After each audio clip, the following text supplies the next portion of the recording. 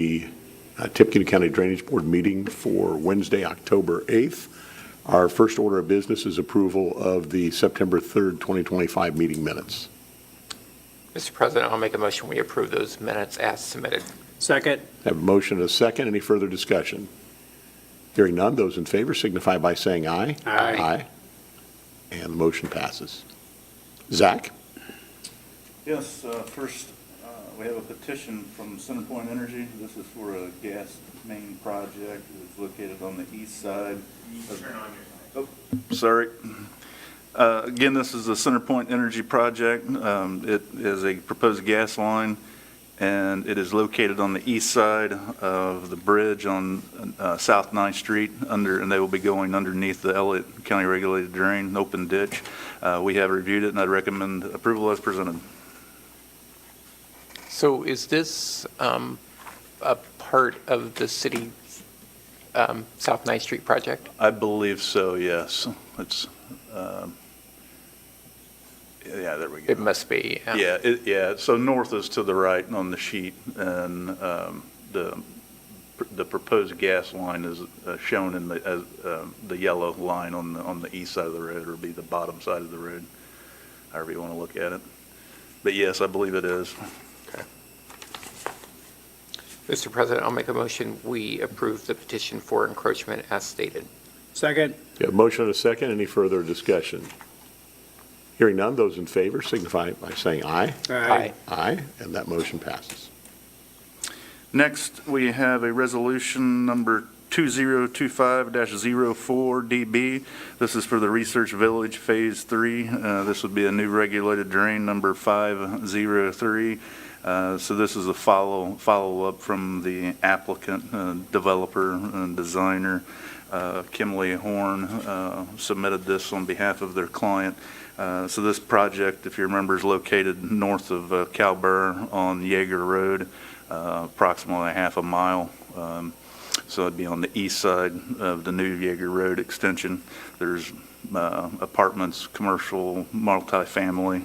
This is for the single-family residential portion, which is on the east side of that project. I'd be happy to answer any questions, but I'd recommend approval recommend the resolution be approved as presented. So, Zach, this is the Buckingham project? Yes. Okay. It's part of it, not the entire. So, it's not the entirety.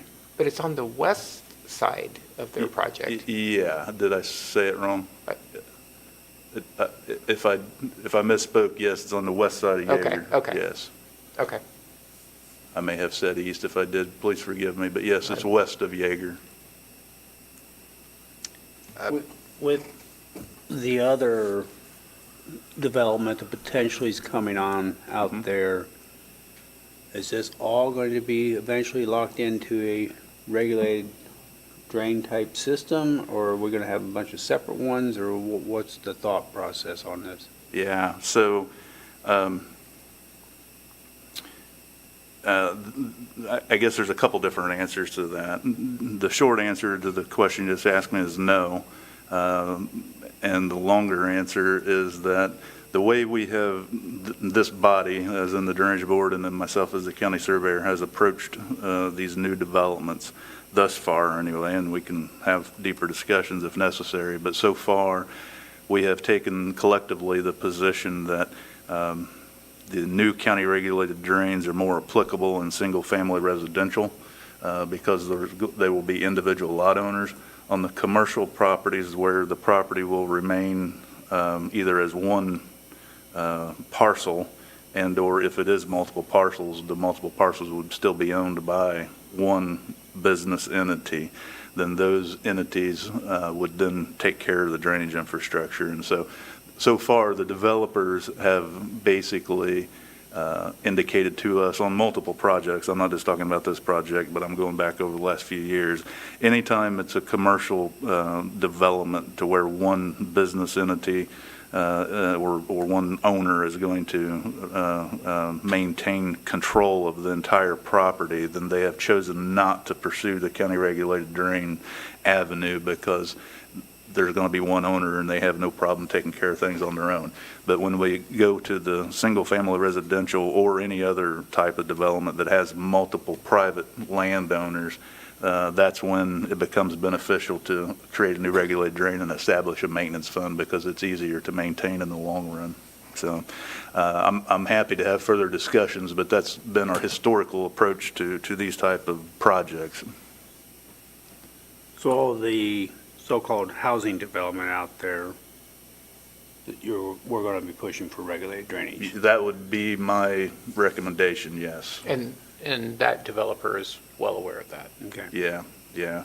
And Dave, just so you know, north of here on 600 North, part of the Timber Brook, I believe is the name of those developments, they have been pursuing the new regulated drain status and creating a maintenance fund. So yes, and the developer in this area, the rest of this ground, they are very well aware of what we're talking about. Okay. Well, it just makes sense. Mm-hmm. Instead of having to chase the tail again down the road and fix these things. Yep, agreed. Okay. And I can't recall, was the motion made or not? Well, we need to find reading of the order, don't we?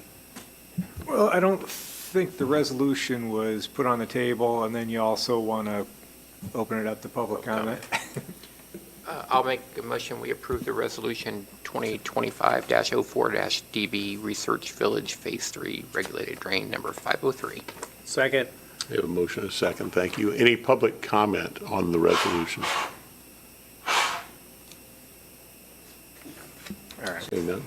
So with that, and the statute on these requires a public reading of the findings, and so I would recommend to the board the findings in the form set forth in the resolution, which says, whereas the Drainage Board of Tippecanoe County makes the following findings, petitioner BC West Lafayette Land Holdings, through its Director of Development, Stephen Franks, has submitted a petition by a developer to designate a private or mutual drain as a regulated drain and to establish a maintenance rate.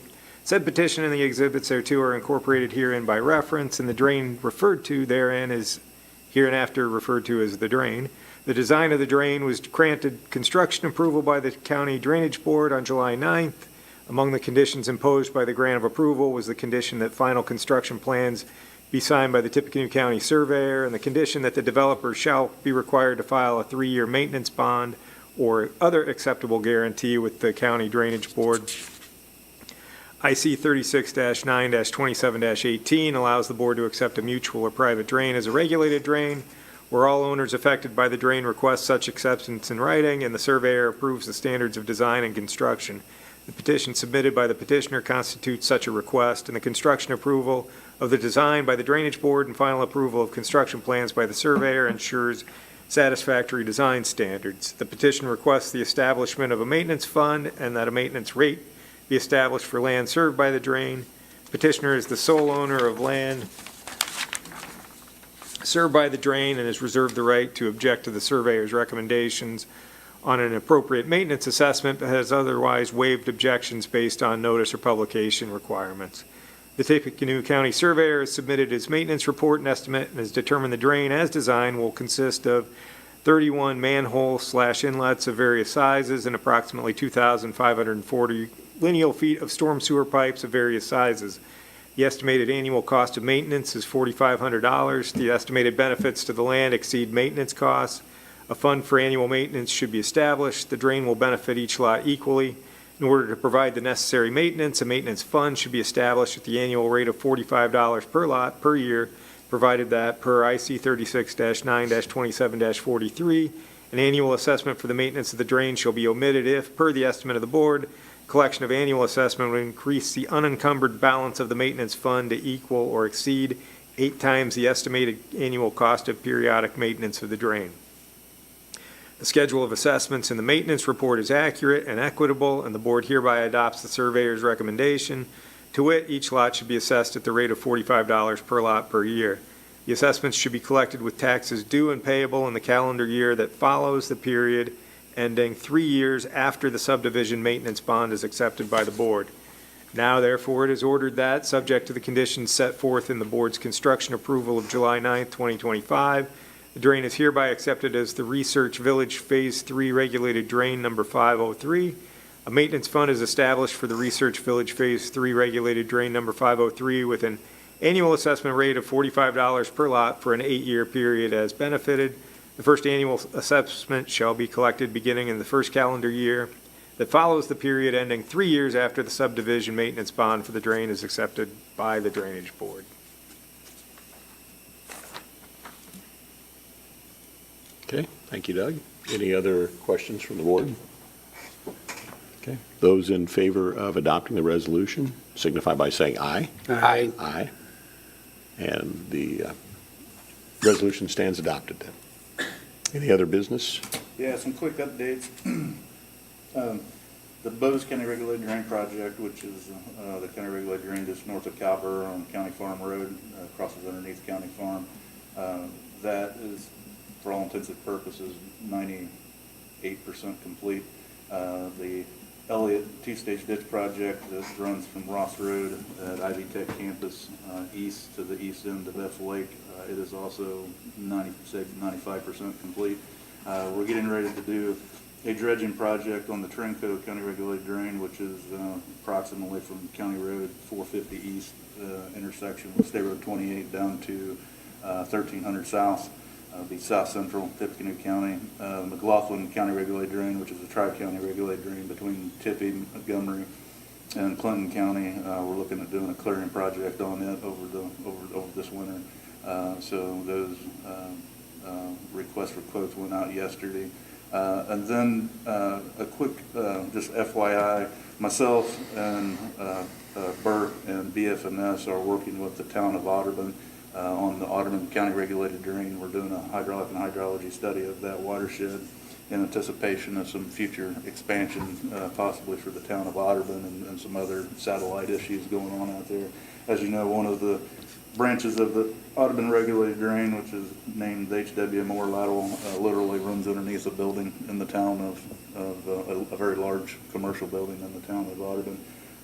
And so we're looking at ways to rectify that situation. Next, and this is another FYI and something for the Drainage Board to think about over the next year or so. I think I may have spoken individually with all three of you at one point in time or another, but I just want to get this back on your radar to be thinking about and probably communicate with the County Highway Department and others for that matter. But the next phase and/or phases, I don't know exactly how we're going to phase it just yet because we're still working with NDOT on permits and et cetera. But the portion of the Elliott County Regulated Drain that's downstream of the phase I just talked about, that's 95% complete, which is there through the Ivy Tech campus. And then we have one more phase that will go from Ross Road over to US 52, which we're working with Ivy Tech currently. Then the next phase will be from 52 around underneath Brady Lane and behind the county highway garage. And what I want to stress or specify today to the three Drainage Board members is that when we do that project and we clear all the trees out, and as the motoring public traveling south on US 52, they will be able to visually look right in the back door of the County Highway Department. It will open all that up. So my thought process is we may want to put some thoughts into how we want that appearance visually to look, and maybe we don't, maybe we do. I'm just saying it's something to think about. So that's all I have for today. I'm happy to answer any questions. Yeah, we have had some discussions about upgrading that fence and maybe even doing some public art in regard on that fence. Zach, two things. One, I think it'd be interesting to see those two projects, the Bose and the two-stage on the Elliott. Oh, yes. So if we could schedule something to... A field trip? Yeah, a field trip. Be happy to. And then is there a status update on the project we've been working on for, seems like years, on the Dismal there along 52 with NDOT?